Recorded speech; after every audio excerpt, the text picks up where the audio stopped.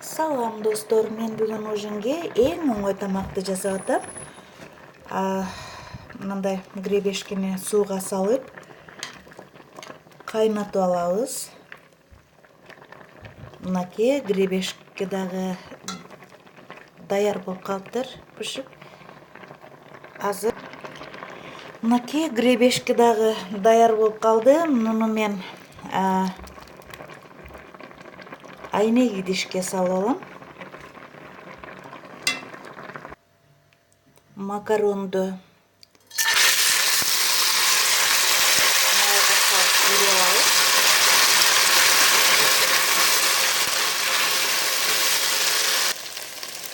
Макаронду майга куруп алабыз. Айтып кете турган нерсе, макаронду бышырып атканда туз салабыз.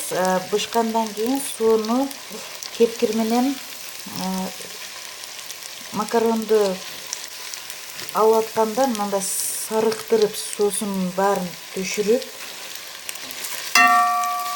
анан алыш керек. Болбосо куруп жатканда ыңгайсыздыкты жаратат. Азыр мен макаронго, куруп жаткан макаронго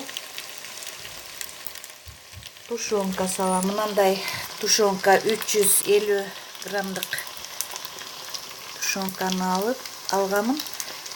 Эми кошуп алам куруп аткан макаронго тушенканы салып.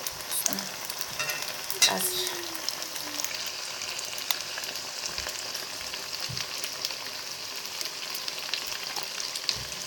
мында тушенканы салабыз.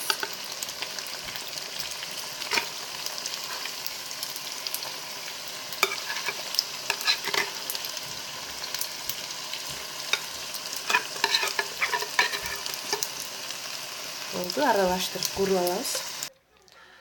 Мынакей тамак дагы даяр болду. Бул тамак өтө бат даяр болот. Кайталап айтып кетейин. Сууга эле макаронду кайнатабыз. Бышкандан кийин майга кууруйбуз.